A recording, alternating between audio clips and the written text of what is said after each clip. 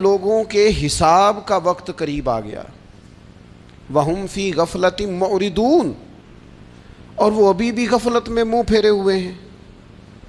Time آ گیا حساب دینے کا، لیکن وہ ابھی بھی غافل ہیں۔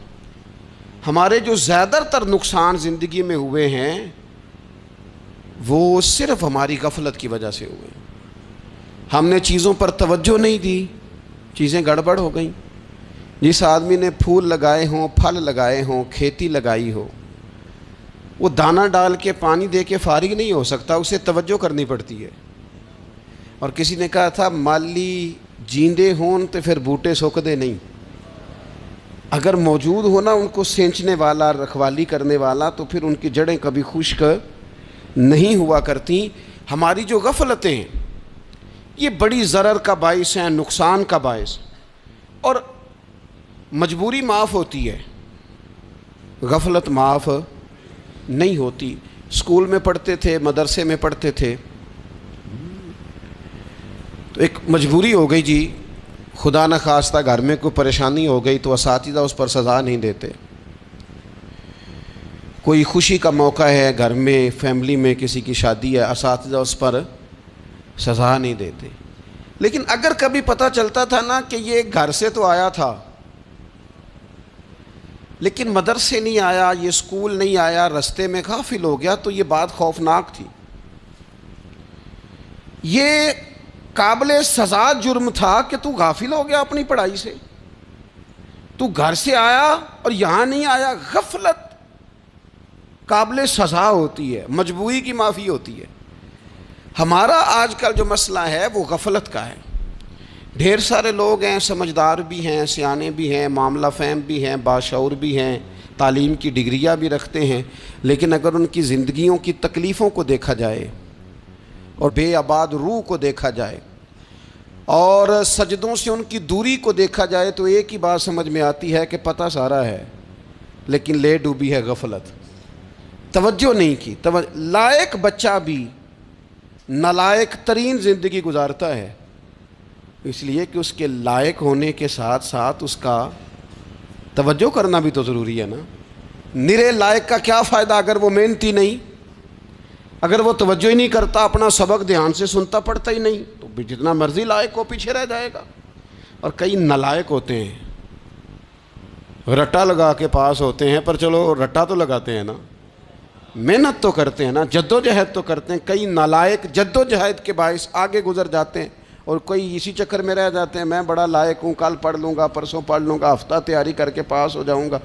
اپنی زندگی سے غفلت کا پردہ اٹھائیں، اور غفلت اس کے لیے فیصلہ کرنے کی ضرورت ہوتی ہے، پلاننگ کرنے کی نہیں، فیصلہ کرنے کی ضرورت ہوتی ہے کہ میں نے اب غفلت کرنی۔ ہم نہ جب بھی کوئی پروگرام بناتے ہیں تو منصوبہ بندی شروع کر دیں، منصوبہ بندی نہ کریں، فیصلہ کریں، کہیں کہ میں نے غافل نہیں ہونا۔ غفلت غرق دنیا کا نام ہے، اپنے آپ کو غفلت سے بچائیں۔ آپ دیکھیں حضرت کعب بن مالک رضی اللہ تعالیٰ عنہ فرماتے ہیں، بخاری میں موجود ہے، فرماتے ہیں کہ جنگ میں پیچھے رہ گیا تھا، میرا خیال تھا کل چلا جاؤں گا، گھوڑے اور سواریاں میرے پاس تیز ہیں، مضبوط ہیں، پرسوں چلا جاؤں گا، تیزی سے بھاگ کے میں پہنچ جاؤں گا، میں قافلے کے ساتھ شامل ہو جاؤں گا، لیکن بس تھوڑی سستی ہو گئی، ذرا غفلت ہو گئی۔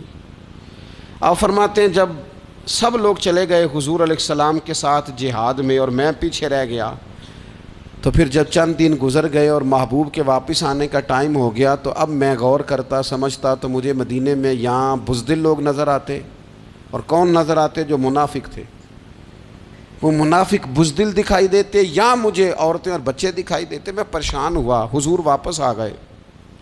جنہوں نے بہانے کیے تھے نا منافقین نے، یہ مجبوری تھی اس لیے نہیں جہاد پہ گئے، یہ جنہوں نے بہانے کیے تھے انہیں مل گئی معافی، اور میں نے سچ بولا، میں نے کہا یا رسول اللہ میں غافل ہو گیا تھا۔